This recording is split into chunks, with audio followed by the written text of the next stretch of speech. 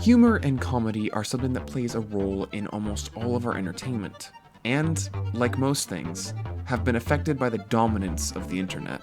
One change that rose up was the emergence of edgy humor, jokes that were made about borderline appropriate topics, all the way to very dark subjects. Ask anyone online, and they'll be able to give you an idea. So how would you define dark and/or edgy humor?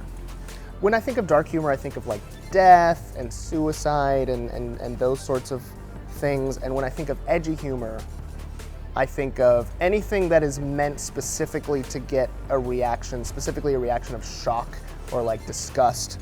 Edgy/dark humor starts with anything that someone might consider offensive. Anything with, the explicit tag on a podcast app. I would even go as far to say as anything that uses swear words.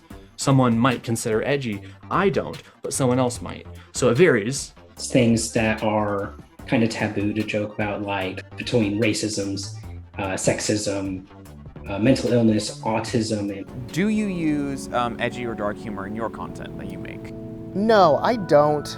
I suppose I sort of avoid it just because it can be problematic for obvious reasons, but it's not really in line with what I'm doing. The way that I've themed it, it's the order of Muscle and Magica, so you think of like an order of knights and paladins, and so more of a sort of like lighthearted, like positive, aspiring for greatness type of thing, so it doesn't really leave a lot of room for dark or edgy humor. The Twitch channel is a little bit more casual and relaxed. It was originally supposed to be a supplement to the YouTube channel, but it's sort of like become its own little thing because it's a very small, sort of tight-knit personal community. And so the humor there is sort of evolved around just the people who are there. It gets a little bit racier there, but I wouldn't say there's really a lot of dark or edgy humor. Maybe just a little bit, but it's certainly not like the mainstay. I've never really had to consider whether or not some joke that I was going to put in was going to offend anybody. I think there was one time when I made a video, there was a YouTuber, another fitness YouTuber by the name of Vegan Gains, and he was really popular at that time. And what I did was I basically made a joke about Vegan Gains. He is also a mixed race like I am. So I made this really stupid illusion about us being Nameks from Dragon Ball Z, and we used to be, Nameks can like split into two people. I'm ashamed to say it, but it was a very clickbaity title. But I mean, I had to become a little bit more aware of my audience at that point because some vegan people did join the channel then. And I realized this because literally I remember the next video that I made after that Vegan Gains video, I had a joke at the very beginning of the video. It's talking about something that I had talked about multiple times in the past. And so I used the phrase, "I don't want to beat a dead horse here." And the joke was I had me and I was punching off camera and I edited some neigh noises in there. And I wasn't thinking about what video I had just made. It was just a stupid joke. And I had a whole host of comments from vegans like, "Do you think that's funny? Oh, you think it's funny you're beating a horse?" And I was like, oh, I was not even thinking about it. One of the closest parallels to this in the comedy world is something called ironic humor, but it's not a perfect match. I think the term is a little bit problematic because it sort of sweeps up so much stuff. And ironic humor, describe that really quickly. Well, it's kind of hard. I think that's notoriously hard to describe irony quickly, but ironic humor tends to sort of, raise an eyebrow about a particular contradiction or hypocrisy or whatnot. Ironic humor has become a sort of cultural dominant in some ways, and it's something that we enjoy. I think even when I wrote Satire and Dissent, my thesis then was partially that we were so used to kind of the staged nature of political debate and, PR and all of the rest of it, but really frustrated that half the time nobody's sort of pointing out that stagedness. And so there's something about ironic humor that seems really personal in a really authentic way, and there's something attractive about that. Many YouTubers make this style of humor, and much more extreme jokes, the content they produce, with one of the most famous creators being Filthy Frank, whose character was, in his own words, the embodiment of everything a person should not be. Many enjoyed his content, and the shotgun approach to who he would insult next.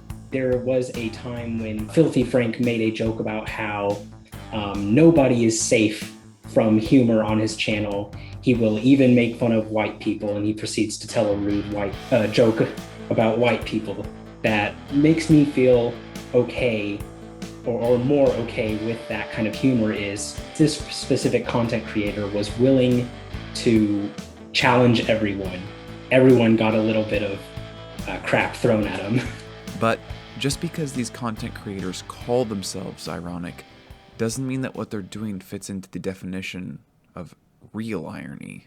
We sort of know the style and the social cues around ironic humor, and I think a lot of people use it and sort of pretend to be ironic when there's actually not really much irony in what they're saying. The very word irony, I think, is misused a lot, right? You're not actually being all that ironic. You're not really saying anything all that interesting. You're just trying to sort of say something shocking and then diffuse it by being cute.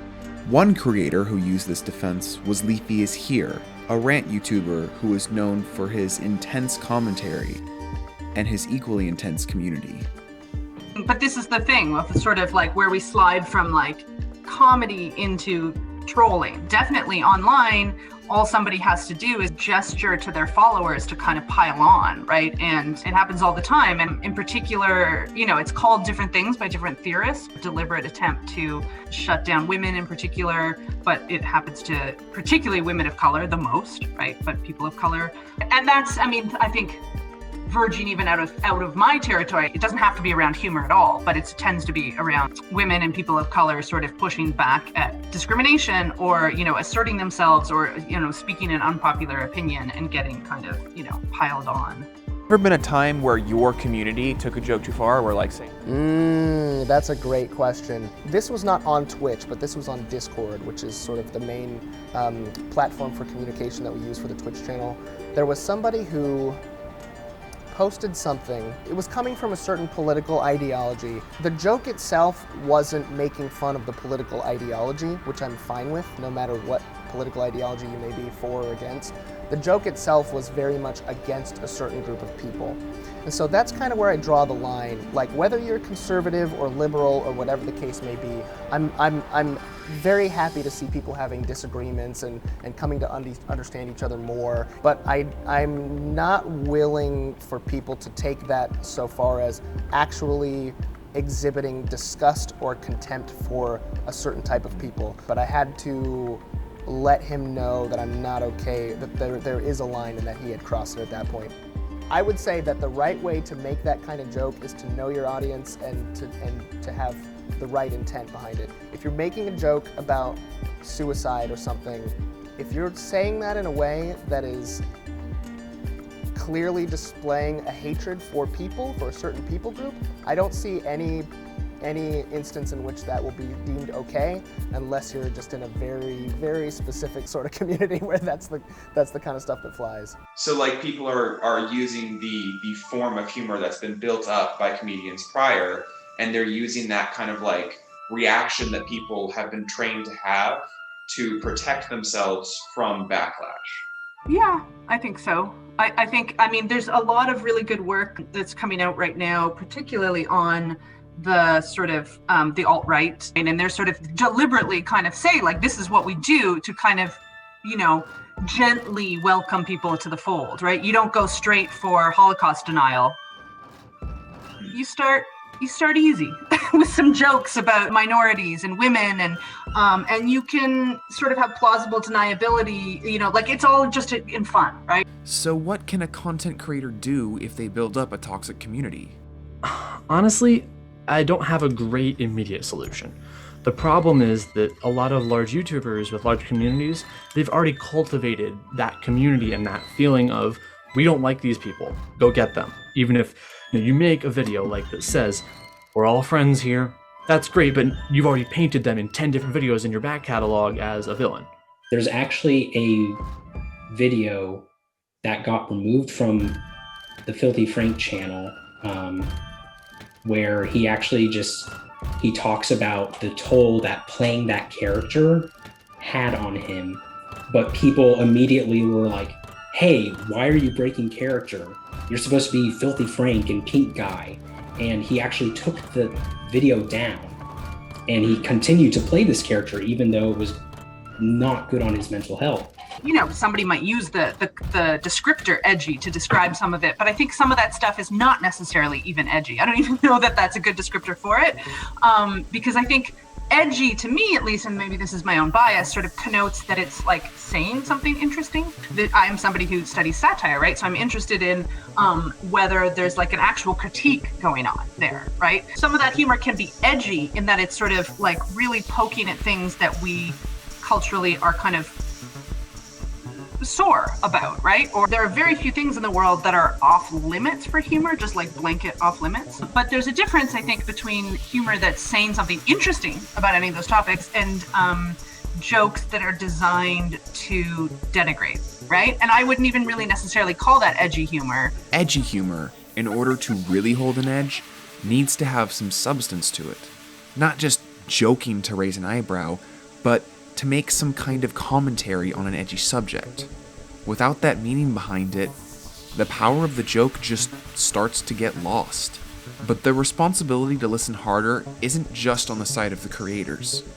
When it comes to like YouTube and humor and all that, like I'm pretty much done with that. But I think I would, more than I did in high school, I would make sure I had a critical eye to what they were saying, and I'd pay more attention also to the community around them and say, hey, I can't stand this, I can't agree with using this type of humor if you're going to be unironic and allow this kind of community to fester.